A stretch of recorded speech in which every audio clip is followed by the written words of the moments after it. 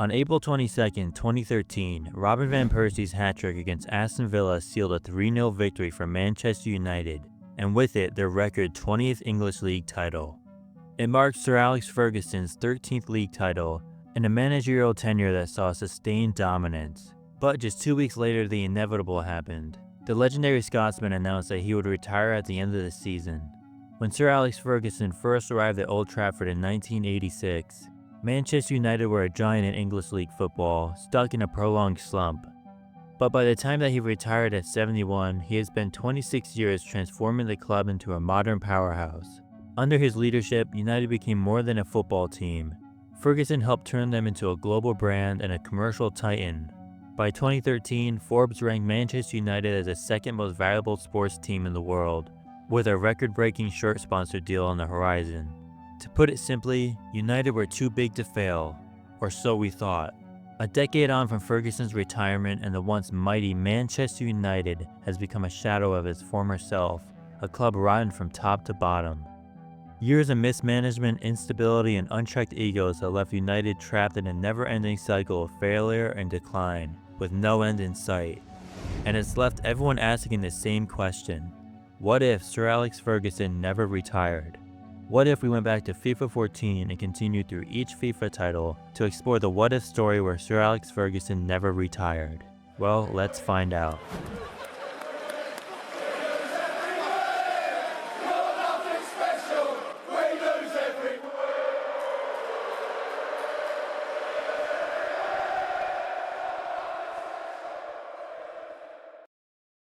We begin our story looking back into reality.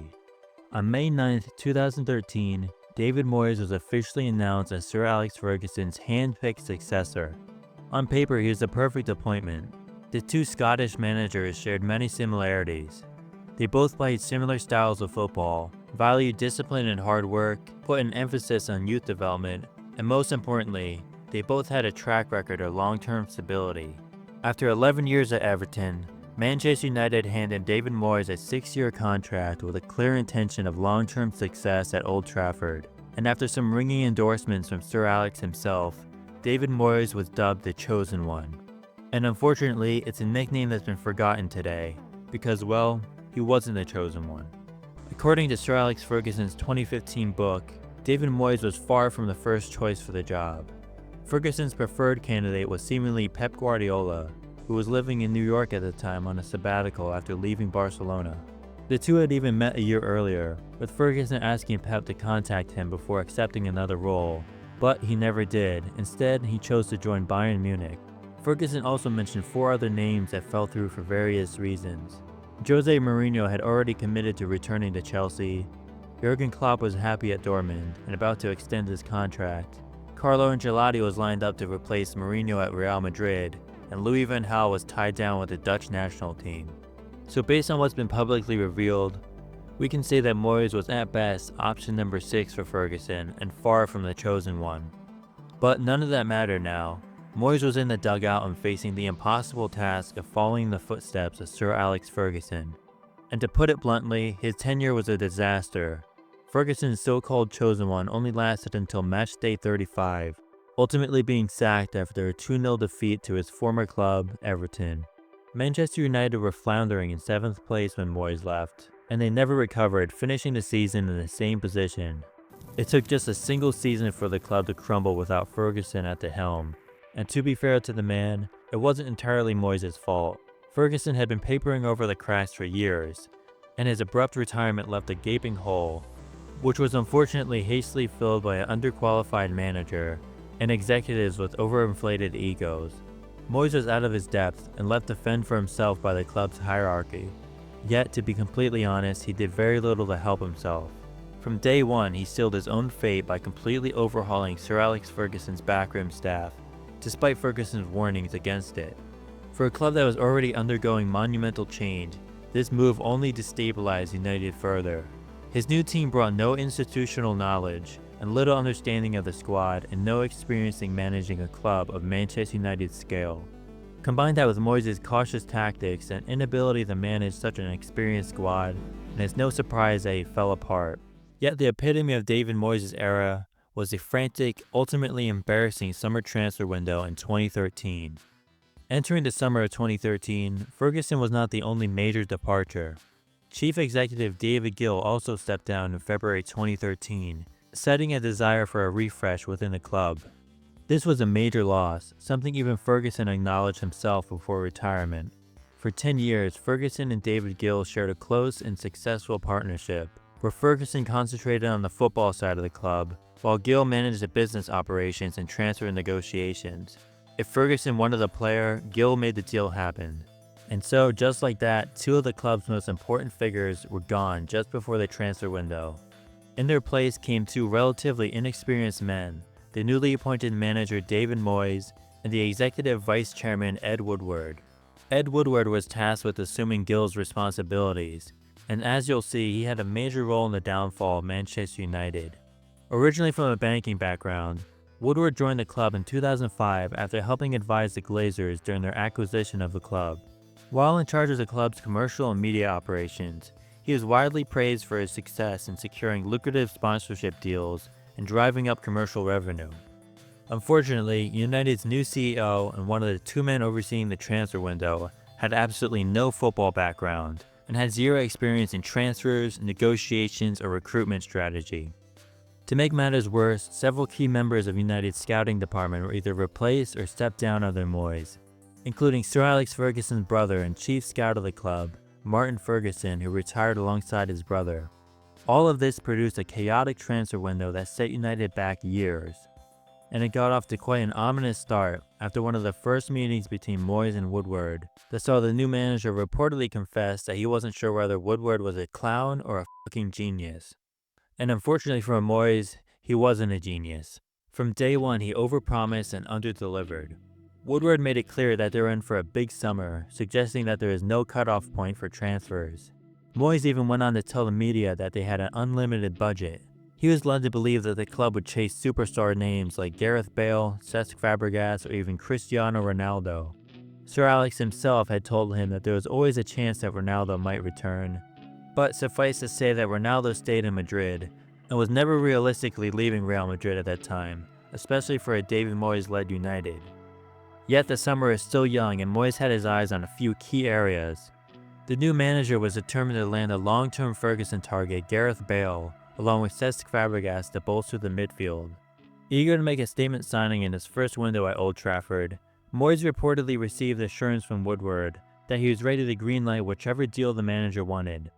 And that confidence led to Moyes rejecting a pre-arranged transfer for Barcelona's Thiago Alcantara, a move that Ferguson had already lined up before his retirement, in favor of signing Cesc Fabregas.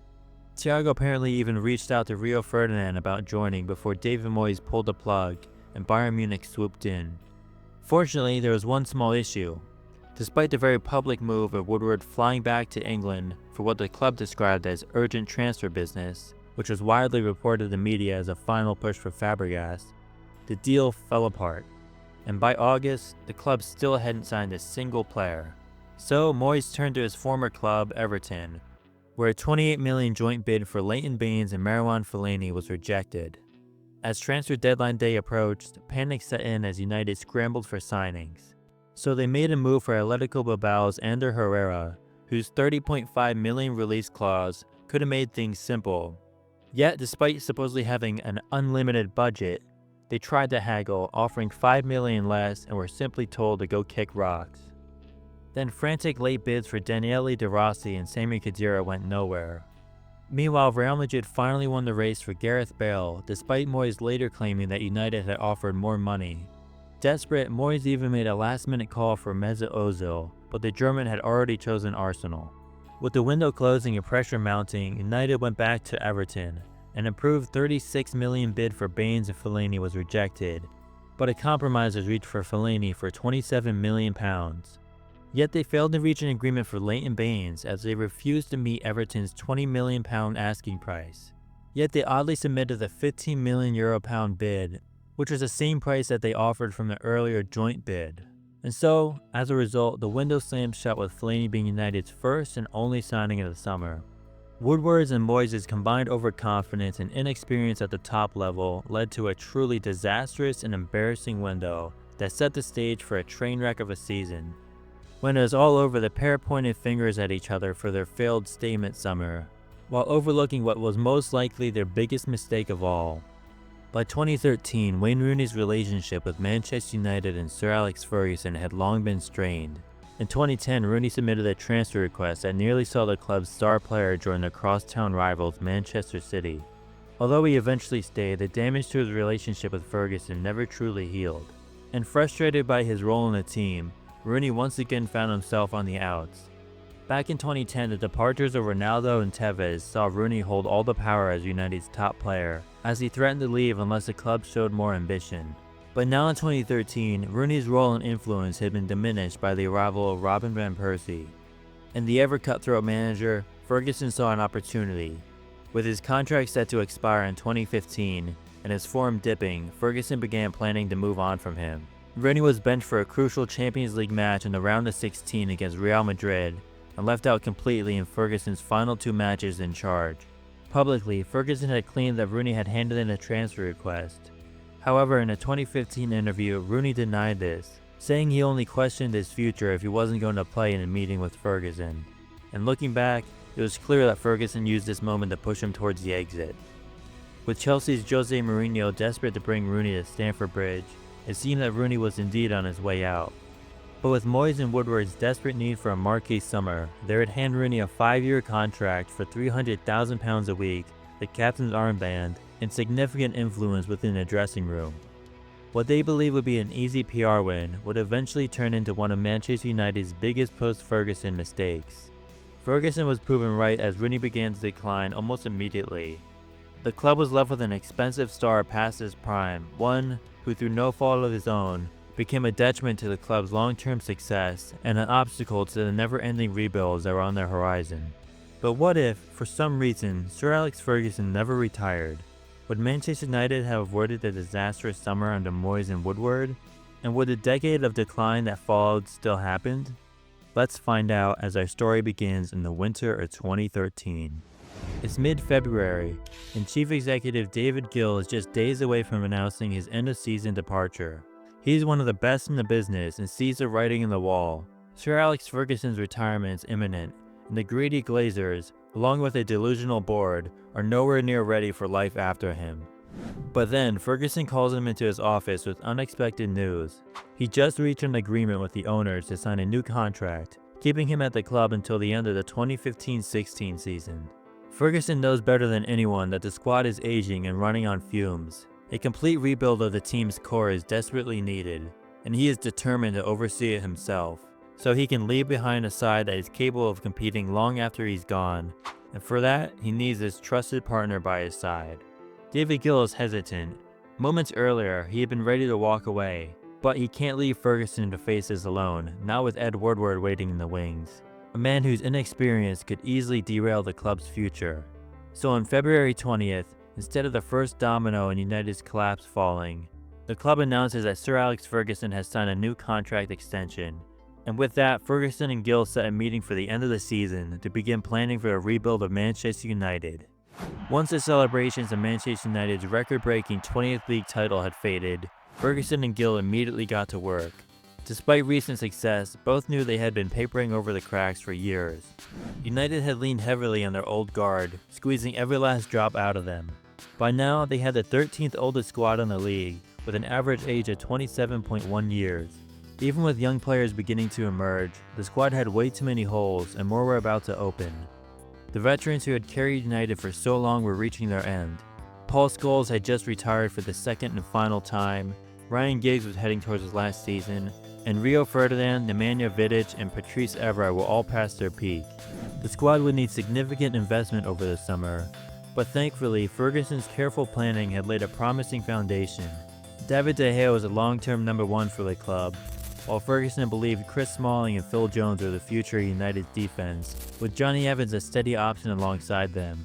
Raphael had just enjoyed a brilliant season, while new signing Wilfried Zaha showed all the hallmarks for a perfect Ferguson-style winger. It was clear that United would need to continue building and nurturing this core of young players, with the upcoming season serving as a major test for the foundations Ferguson had set. To give the squad the best chance of success, Ferguson and Gill identified three key areas that needed attention. First and foremost, the midfield remained the most glaring weakness. Paul Scholes' brief return from retirement had only delayed the problems, and with him now gone, Michael Carrick needed a new partner in the center of the park. At the back, injuries had taken their toll on the once great duo of Ferdinand and Vidic. While Ferguson still trusted Johnny Evans, Phil Jones, and Chris Smalling, the defense clearly needed reinforcements. And on the left side, 32-year-old Patrice Evra was approaching the twilight of his career, and securing a long-term replacement at left back became a top priority. These three areas became the main focus for Ferguson and Gill, as they looked to provide the squad with a much-needed breath of fresh air. Up front, however, United were in much better shape. Robin van Persie, Javier Hernandez, and Danny Welbeck offered plenty of firepower, while Ashley Young and Antonio Valencia were just beginning to reach their peak on the wings.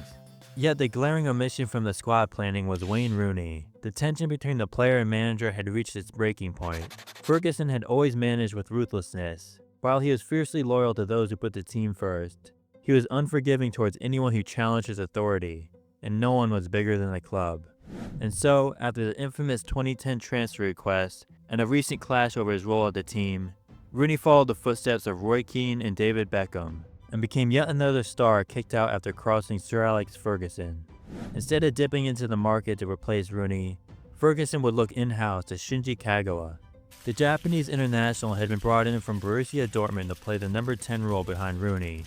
But Van Persie's unexpected arrival pushed him out of his natural role and onto the fringes. Now with Rooney's departure imminent, Kagawa would finally be handed the keys to his natural position, playing just behind the Golden Boot winner, as Van Persie would now become the undisputed main man at Old Trafford. But where would Wayne Rooney end up?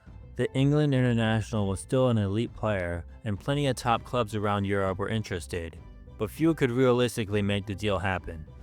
Barcelona and Real Madrid both had interest in the past, but each would pass this time while pursuing massive moves for Neymar and Gareth Bale respectively. In Italy, none of the major Serie A clubs could afford the transfer without significant sales, while Pep Guardiola's Bayern Munich were focused on other targets. PSG, meanwhile, already had Zlatan Ibrahimovic and Edison Cavani up front, and that left the only realistic destination, the Premier League. Manchester City had been the center of Wayne Rooney's infamous 2010 transfer saga, but by 2013 they had already signed a slew of attacking options. Arsene Wenger and Arsenal were intrigued, yet the finances involved made the move impossible for the North London club. The only serious suitor remaining was Chelsea. The newly reappointed Jose Mourinho publicly declared Rooney as his top and only transfer target, with Chelsea submitting multiple bids in pursuit. Ferguson, however, was adamantly opposed to selling to his direct rival. He had always refused to strengthen domestic competitors, but the problem was a lack of concrete offers from abroad. After weeks of mounting tension and several rejected bids, the Glazers eventually instructed David Gill to step in and convince Ferguson to relent. With Rooney having gone public with his desire to leave, Ferguson finally sanctioned a $42.5 million transfer fee to Chelsea, the second highest in United's history, as Mourinho finally had his man. It marked the first time under Ferguson that a major player had been sold directly to a domestic rival, one of the few occasions when the ownership and chief executive appeared to overrule him. For the first time in decades, there were signs that Ferguson's absolute authority over Manchester United might be slipping. Meanwhile, the fan reaction to Rooney's sale was a mixture of confusion and anger. Some accepted it, trusting Ferguson's judgment, but many struggled to see a club legend and almost certainly the future all-time scorer for the club, heading straight to the main title rivals. But there was no time to dwell on it, as Manchester United was in the thick of the transfer window and rumors were running rampant. Before addressing the squad's most pressing needs, Ferguson and Gill began monitoring the situations of Gareth Bale and Cristiano Ronaldo. Now here's a key moment in this story. Over the years, the 2013 transfer window has grown into an almost mythical what-if of itself for Manchester United, with some insisting that if Ferguson stayed, or if Woodward was actually competent, United could have landed multiple world-class stars and dominated the league for years to come. But I personally don't buy into this narrative. Now, Patrice Evra himself has told a story about Ferguson telling him that he had deals for Ronaldo and Bale lined up for £200 million, but he claims that the United board didn't want to make the deal and Ferguson retired 2 weeks later. But again, I just do not believe this story. Ronaldo was fresh off scoring 55 goals in 55 games in the 2012-13 season, and there's just no universe where Real Madrid lets Ronaldo leave for anything less than $200 million. let alone getting him and Bale for that price. And let's be honest, Evra is far from the most reliable narrator here. So Ferguson would test the waters for a potential Ronaldo return, but he'd ultimately move on after realizing the Portuguese star was focused on a new contract at Madrid. Bale, however, was a more realistic target. Ferguson was a longtime fan of the Welshman and would pursue him aggressively. There was a real chance Bale could have chosen United, even under Moyes. But in this timeline, despite Ferguson coming close to convincing Bale, Real Madrid would pull out all the stops to win him over. Combined with Daniel Levy's newfound caution of selling to Premier League rivals, after being burned by Ferguson with Berbatov and Carrick, all parties involved in the deal would ensure that Bale landed at the Bernabeu. So with neither marquee signing materializing, Ferguson would quickly shift to his squad's needs. Their first priority was a center mid, where Ferguson already had a significant portion of a deal for Thiago lined up. But here's another potentially controversial moment in this what if. I believe that despite reaching agreement with a player, Ferguson and United would still miss out on Thiago to Bayern Munich.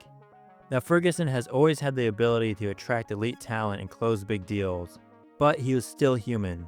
Plenty of transfers have fallen apart over the years, and in this case, Thiago would almost certainly be one of them.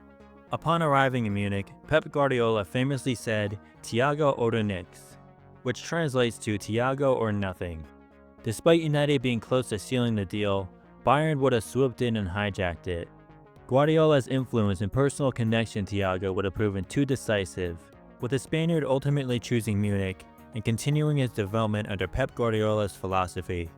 With Thiago out of the picture, Ferguson would shift his focus to another Barcelona midfielder, Cesc Fabregas. However, unlike Moyes, Ferguson would quickly recognize that Fabregas was merely using United's interests as leverage to gain assurances about his status at Barcelona.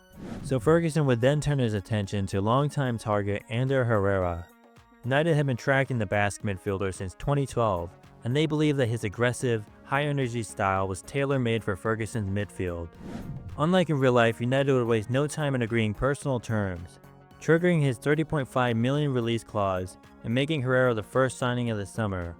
And with the midfielder issue finally addressed, Ferguson would next focus on shoring up the defense. And thanks to his long-standing relationship with Patrice Evra, Ferguson would have little trouble in easing the Frenchman's disappointment over the club targeting Leighton Baines. While the English international wouldn't push for a move, United's decision to meet Everton's $20 million valuation would ultimately make the transfer possible, with United able to sign a reliable successor for the aging Evra. However, the search for additional cover at centre-back would ultimately prove fruitless. United's shortlist included Matt Hummels, Subotic, Ezekiel Garay, and Mangala. Hummels had no interest in leaving Germany, and Dortmund refused to part with Subotic. Benfica didn't believe it was the right time to sell Garay, and Porto's $45 million price tag for Mangala simply made it too high for an unproven defender. Rather than panic and rush a signing, Ferguson chose to place his trust in Smalling and Jones, giving them larger roles at the heart of the defense while waiting for their preferred targets to become available in the following summer. But there's still one more signing to make. Looking to add some youth and energy to the squad, Ferguson turned to the son of a contentious United legend, Tom Ince.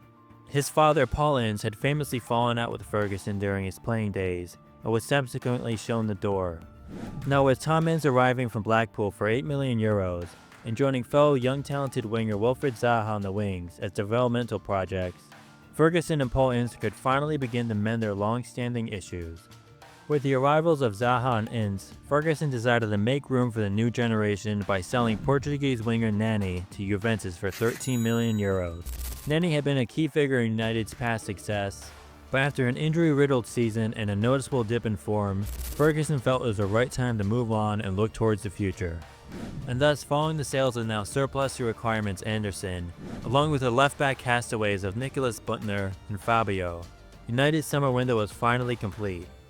It wasn't the lavish transfer spree that some had dreamed of, but it was far superior than the disaster that had unfolded under David Moyes.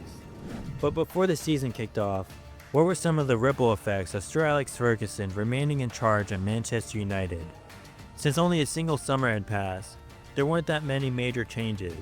The most notable one was that David Moyes would stay at Everton, having pledged his long-term loyalty to the club. Similarly, Ferguson showed no interest in Marouane Fellaini. leaving the Belgian to become a long-term servant at Everton. Finally, with Rooney's arrival at Stamford Bridge, Jose Mourinho had a perfectly justifiable reason to sell Juan Mata immediately. The Portuguese manager had famously not favored the two-time Chelsea Player of the Year, and this summer provided the opportunity to move him on. With Ferguson showing faith in Kagawa, Atletico Madrid would swoop in to secure a marquee transfer for Mata, beating Arsenal to the deal. Aside from those changes, everything else in the world of football remained the same, for now. But how would the 2013-14 season turn out? Let's find out as the 2013 Community Shield approached, with United set to kick off a new era under Sir Alex Ferguson. Ferguson and Manchester United would start the season with a mix of old and new, with debuts for Baines, Herrera, and Zaha, along with Kagawa behind Van Persie, and Vidic partnering Ferdinand in the defense. But United got off to a disastrous start, as David De Gea's mishandling of a cross saw the Spaniard punch the ball into his own net, with Rafael unable to clear it off the line in time. Fergie's men eventually recovered, with Wilfried Zaha scoring his first goal for the club to draw United level. Then Van Persie opened his account for the season, blasting a shot past Al Habsi to hand United the lead with just 10 minutes remaining. But another defensive calamity saw captain Nemanja Vidic give Wigan a late equalizer, forcing the game into penalties. Thankfully for De Gea, he made amends for his earlier mistake, saving a penalty with his knee. And the ever-reliable Michael Carrick sealed the win with his penalty, securing the 2013 Community Shield for Manchester United. It was a rocky start to the season, with worrying lapses at the back, but Ferguson carried on his winning ways, lifting another piece of silverware to kick off what he hoped to be another successful era under his leadership. United began their Premier League title defense with a trip to South Wales to take on Swansea City in their league opener. But just 20 minutes in, more defensive frailties from United allowed de Guzman to strike the hosts into a shock lead against the champions. Yet brilliant work from Danny Welbeck set up Van Persie for the equalizer. And right on cue, the comeback kings completed the turnaround with Wilfried Zaha's second goal for the club. Just as they had done all last season, United came from behind once again to open their campaign with all 3 points, showing the mentality of champions. Yet United's status as champions would be tested early, with Chelsea visiting Old Trafford for a blockbuster showdown. It marked the first Premier League meeting between Sir Alex Ferguson and Jose Mourinho since 2007, and more importantly, an awkward reunion for Wayne Rooney, returning to Old Trafford just months after being shown the door by Ferguson. Each side arrived at Old Trafford eager to set the tone for the title race, but it wouldn't be easy for Ferguson's men, as the Scot had managed his 3 wins in the last 16 appearances against Jose Mourinho. There was tension in the air around Old Trafford, with fans nervously looking on as their former main man looked determined to prove himself against his former side. But United's nerves were quickly settled thanks to a piece of brilliance from Danny Welbeck. A sharp cut inside of his defender and a perfectly placed shot gave the Reds a perfect start. Unfortunately, an unexpected equalizer from John Obi Mikel of all people drew Chelsea level. Yet United kept fighting and finally seemed to find the game winner, with Van Persie getting on the end of Valencia's cross to make it 2-1 to the defending champions. With Rooney suffering a nightmare of a performance against his former club, Ferguson looked set to finally get one over on Mourinho. But it seemed written in the stars that Rooney would finally have his moment, and sure enough, the inevitable goal came in the 90th minute, rescuing a point for Chelsea. Rooney barely celebrated, but it didn't matter. Mourinho's marquee summer signing had already delivered. So often the hero at Old Trafford. This time, Rooney's late strike left the home supporters frustrated, with many upset with Ferguson's decision to let their star player join a title rival. But there's little time to dwell on the frustrating draw, as a trip to Anfield for arguably the Premier League's most iconic fixture was quickly approaching. Yet before that, United brushed aside Crystal Palace with a 3-1 victory, as Van Persie continued his fine form for Manchester United, and their strong season continued to roll on. The Anfield showdown was predictably tense, with both sides squandering huge chances as the match remained deadlocked. That was until some smart midfield play saw Liverpool unlock United's defense, with Luis Suarez slotting it past David De Gea to give Liverpool the lead. The lead didn't last long, however, as just a couple minutes later, substitute Wilfried Zaha found Van Persie, whose well-placed header leveled the score. Van Persie's 5th goal in 5 games was enough to earn United a point at Anfield, as the game finished 1-1. After 4 games, Manchester United sat 3rd in the table on 8 points, 4 behind surprising league leaders Tottenham. Yet to lose a game, the defending champions' start to the season was about to get tougher, with a trip to the Etihad for the first Manchester derby of the campaign. Before that, however, United were drawn into a competitive Champions League group featuring Bayer Leverkusen, Shakhtar Donetsk, and Real Sociedad. It was far from an easy draw, but Van Persie's incredible goal-scoring form continued, as United swept aside Leverkusen 3-0 in their opening match. Van Persie had now scored in each of United's first 6 games, as a Leverkusen match acting as a perfect tune-up for the Manchester derby.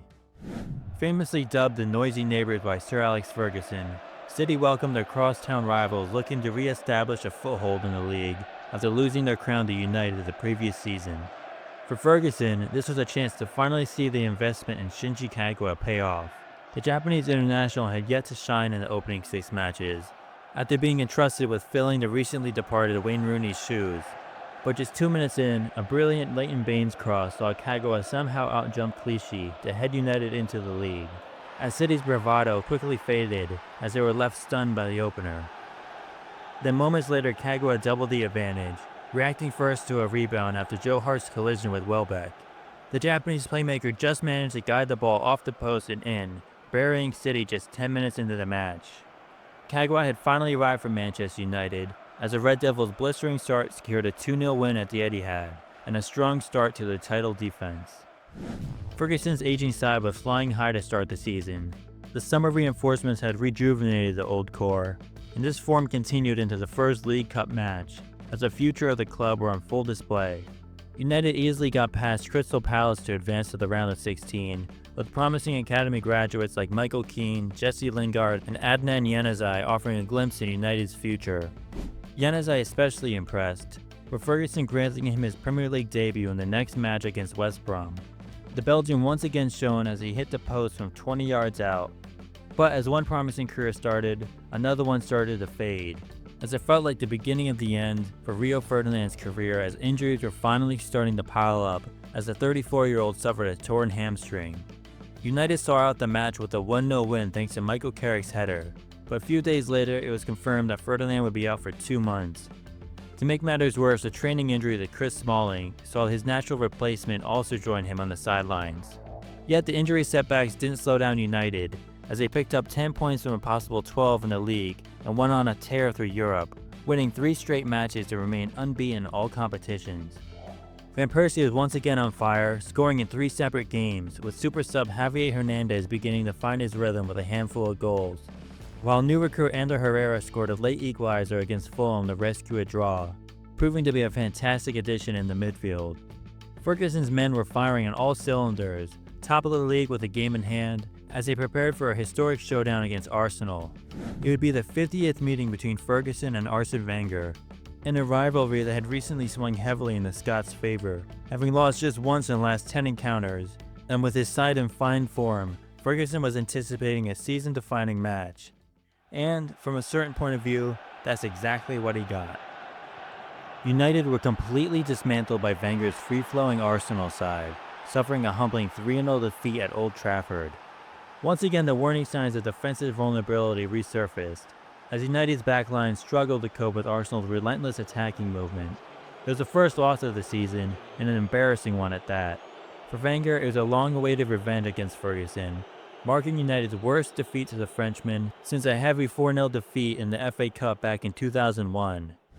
After the disappointing 50th meeting between Ferguson and Wenger, United immediately responded with a gritty 1-0 victory away at White Hart Lane.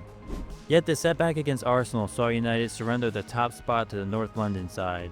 However, with 2 games in hand, Ferguson's men remained in a strong position in the title race. Unfortunately, an inconsistent December saw Ferguson's side collect just 12 points from 7 games over the festive period. And the underwhelming run meant that United failed to reclaim the top spot at the halfway stage, sitting just 2 points behind league leaders Arsenal. After such a bright start to the campaign, United's aging squad appeared to be running out of steam. Ferguson knew that one summer wasn't enough to fully rebuild this team, but he was still disappointed in how fast the decline had set in. The failure to sign a center back had come back to haunt Ferguson, as injuries and Vidic's dip in form left United struggling to hold on to leads. Thankfully, the sunny Leighton Baines had papered over the cracks just enough to keep them in the title race. The Englishman had ended Patrice Evra's long hold on the left-back position, with the Frenchman now relegated to the bench. Meanwhile, the arrival of Ander Herrera had injected new life into United's midfield, while Zaha had been showing promise on the wings. And despite their domestic dip in form, United closed out a flawless Champions League group stage with 6 wins from 6, topping the group and earning a round of 16 clash against Portuguese side Porto. Ferguson would be hoping to carry United's continental form into the league, with a potential title-defining run of January fixtures ahead. A home clash with Tottenham would be followed by a trip to Stamford Bridge to face Mourinho and Rooney's Chelsea, then a visit to North London to take on the league leaders, before wrapping up the month with a home game against Swansea. With no additions in the January window, Ferguson would have to rely on the aging squad that was clearly beginning to run out of steam. The defending champions appeared to get off to the perfect start when Antonio Valencia's brilliant solo run put United ahead. But once again, defensive lapse proved costly, as poor marking from a corner allowed Sandro to head home an equalizer, leaving United frustrated after being unable to hold on to a lead yet again. Next up was a must-win clash at Stamford Bridge. With their title defense beginning to slip away, all eyes were on Robin van Persie to reignite United's season. Meanwhile, Chelsea were also desperate to get back on track, turning to former Manchester United star Wayne Rooney once again to deliver against his old club. Just before halftime, United's season was handed a lifeline after a needless tackle from Azpilicueta brought down Carrick in the box, gifting United a penalty. The last thing Chelsea needed was to give Robin van Persie a free shot at goal, but the Dutchman failed to convert. Petr Cech came up big, stunning the away end by denying United's main man from the spot. Van Persie's miserable day continued when he redirected Valencia's cross onto the crossbar. It was yet another golden chance that was wasted by United's best player and the man they were relying on. And right on cue, Chelsea capitalized on United's poor finishing, scoring on a corner with what could prove to be a crucial goal in the title race. In extra time, United's youth nearly rescued them. Zaha's long ball found Januzaj, whose effort from a tight angle forced a sharp save from Cech. The rebound then fell to Zaha, whose first-time volley was brilliantly struck but somehow kept out by Chelsea's keeper with incredible reflexes. Despite a spirited finish from United's next generation, the comeback kings failed to find the equalizer and left Stamford Bridge empty-handed, a result that would derail their title defense. Up next came the final nail in the coffin for any lingering title hopes. A trip to the Emirates saw Wenger's Arsenal complete a double over Ferguson for the first time since the 2006-2007 season, effectively sinking United's title charge. The defeat wasn't without controversy though, as there was a hint of offsides in Giroud's goal. Still, Ferguson's men were second best throughout, falling to back-to-back losses against their title rivals. A win over Swansea to close out the month did little to improve matters. United now sat 9 points behind the league leaders Arsenal, and a point behind surprise contenders Fulham. Fittingly, the next match came against Fulham, a fixture that in real life became infamous for United's 2-2 draw and 81 crosses under David Moyes. Here, however, Ferguson's side had a chance to put the upstarts back in their place and keep their season alive. Some brilliant play from the young Januzaj set up Kagawa for a surprise header at the back post, giving United the lead and a glimpse of recovery. But a missed opportunity from Hernandez would come back to haunt them. Former Red Devil Dimitar Berbatov showed off his trademark skill and flair before reacting quickest to a rebound to rescue a late 88th minute equalizer for Fulham. It was another frustrating draw and a growing list of them, and this time, the title is all but officially gone. And following another defeat, this time away to Stoke City, United's season continued to unravel. With just one win in their last 6 games, they were in a free fall. The struggles carried over into Europe, where a late equalizer from former Manchester United man Anderson denied them a first-leg advantage in the Champions League. While United's old guard was fading and nearing its end, the club's future was thriving in the League Cup, as the youngsters led United all the way to the final. Their opponents would be Tottenham, who had just knocked United out of the FA Cup. United were in turmoil, with the League Cup now their only chance to salvage something from a disappointing run of form. Still, Ferguson knew the cup win would be exactly what his side needed to reignite their season, and as he famously said, "Lads, It's Tottenham. Both sides enter the final with a trophy in their sight. Tottenham hadn't won a trophy since their 2008 League Cup triumph, while Ferguson was desperate to save United's season. The opening 45 minutes were largely uneventful, with neither side able to generate any proper chances. But the game would burst into life in the second half.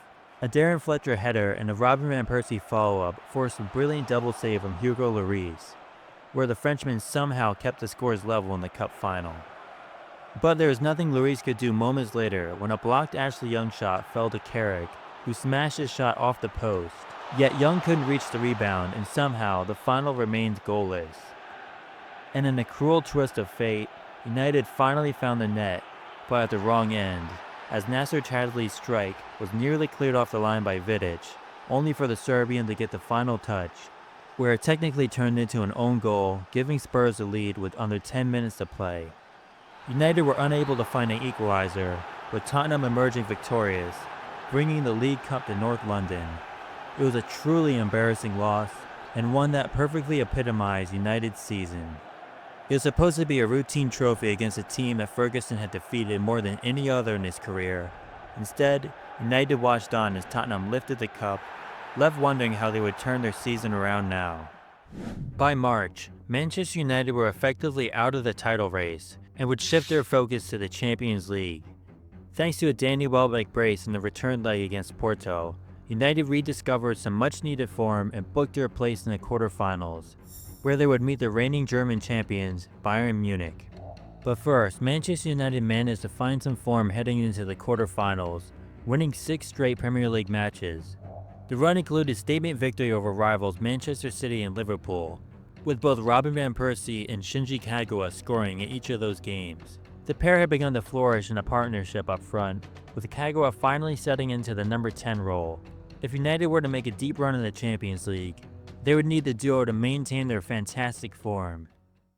The first leg of the tie was held at Old Trafford, with both sides ready to battle out for a place in the semi-finals. It marked only the third meeting ever between Sir Alex Ferguson and Pep Guardiola, with Ferguson having lost both of the previous encounters. United were given a boost by the absence of Mario Mandzukic, forcing Bayern to rely on 34-year-old Claudio Pizarro. Yet just 15 minutes in, Pizarro silenced his doubters, towering over Raphael to head Bayern Munich into an early lead. United's response came just a few minutes later, with the scrappiest of goals from Ander Herrera. The Spaniard scuffed his shot after colliding with David Alaba, inadvertently wrong-footing Manuel Neuer and leaving the German keeper helpless. Despite the frantic start, the match ended 1-1, leaving everything to play for in the second leg. In Munich, the Allianz Arena set the stage for one of the most thrilling Champions League matches of the season. Despite scoring in the first leg, Pizarro was dropped in favor of Mario Götze up top. Meanwhile, Ferguson opted for Danny Welbeck over Shinji Kagawa, as he seemed to go for a quicker counter-attacking approach. And at nearly the exact same time mark, Bayern Munich struck first. This time it was through a clinical finish from Mario Götze, as Pep Guardiola's adjustments immediately paid off for the hosts. But just like in the first leg, Ander Herrera nearly struck back right away, rattling the post with a long-range effort. It was almost a spectacular equalizer, with United continuing to push forward. And their persistence finally paid off when Valencia's back post cross was found by Welbeck, who managed to nod it past Manuel Neuer, with Ferguson's selection paying off this time. The second half began with a sharp United counterattack that nearly replicated their early goal. Again, a Valencia cross saw Van Persie come inches away from scoring at the back post. The Dutchman had Neuer beat, but he was denied by a desperate block by Babstuber. Unfortunately, United were dealt a major blow when Valencia went down with a shoulder injury after nearly providing 2 assists. In his place came young newcomer Wilfried Zaha, and Zaha almost made an immediate impact, flicking on Robin Van Persie's deflected free kick right into the path of Ashley Young, who forced a strong save from Neuer. United were now all over Bayern, swarming them in search of a goal that would send them to the semi-finals. Yet the Bavarian Giants held firm, forcing the match into extra time. There, Bayern Munich nearly made United pay for their missed chances, with Babstuber only denied by a world-class save from David De Gea. Momentum was shifting, and things were going from bad to worse for United, when Carrick's reckless challenge on Götze earned him a straight red card. The tie seemed to be slipping away, but in the 120th minute, Chicharito slipped the ball wide to Ashley Young. The winger managed to square the ball back across goal to the Mexican striker, who nearly managed to squeeze his shot just under Neuer in what would have been a dramatic winner to send United through. But alas, the goal never came, and extra time ended with no winner, sending the game in the penalty shootout where United's season would be decided from the spot. Up first was Bayern captain Bastian Schweinsteiger, who thundered his shot off the post. Unfortunately, the most experienced man of the United squad failed to capitalize on the advantage, as Giggs was denied by Neuer. Bayern and United then traded penalties back and forth until Javier Hernandez stepped up. Having been unable to secure the victory in extra time, the Mexican had a chance to make amends, only for a weak penalty to be saved. And unfortunately, Bayern gave United no further chances. Rafinha fired his shot straight into the top corner, sealing Bayern's passage into the semi-finals. United were left devastated. They had thoroughly dominated Bayern, yet they failed to put them away and ultimately fell to penalties. And the bitterly disappointing night in Munich would leave a scar that would take a long time to heal. After crashing out of the Champions League, United's season was effectively over. With no major silverware in sight, they closed out their league campaign with 4 wins, 2 draws, and a loss in the final 7 fixtures. The final home game marked the end of an era, as Ryan Giggs made his farewell appearance after over 900 games for Manchester United. The game ended in a dramatic late winner from Robin van Persie, giving United fans one last moment to celebrate in an otherwise disappointing season. Speaking of Van Persie, the Dutchman finished as United's top scorer with 29 goals in all competitions, including 23 in the league, tying for the Golden Boot alongside his former strike partner, Wayne Rooney. Unfortunately, Van Persie's goals weren't enough to help United retain their title, as they finished second and 10 points behind the champions. And thanks to that, Ferguson found himself under heavy criticism, with Rooney playing a starring role in Mourinho's Chelsea side's run to the Premier League title after Arsenal's late season collapse. It is Mourinho's 3rd Premier League title, as he immediately restored Chelsea to the summit of English football. Although many believe that Ferguson had gift-wrapped the title by selling Rooney to his fiercest rival. In truth, second place flattered to deceive. United were only a few points away from falling out of the top 4, saved only by a late season resurgence and a subsequent winning streak. Ferguson now knew that the aging core had given everything they had left. The upcoming summer would play a crucial role in rebuilding United into genuine title challengers. Still, there are plenty of reasons to be optimistic. New signing Wilfried Zaha hit the ground running, while the emergence of Adnan Januzaj injected fresh creativity into United's attack. The League Cup run also saw academy graduates like Jesse Lingard and Michael Keane impress, hinting at a bright future that was coming from United's academy. Meanwhile, De Gea, Smalling, and Jones were beginning to mature into reliable first-team players, while Shinji Kagawa enjoyed a good season with 13 goals and 5 assists. It had been a turbulent campaign, but Ferguson could sense that United were on the right path. With his commitment to the club secured until 2016, the legendary manager had a vital summer ahead, one that could define the future of Manchester United.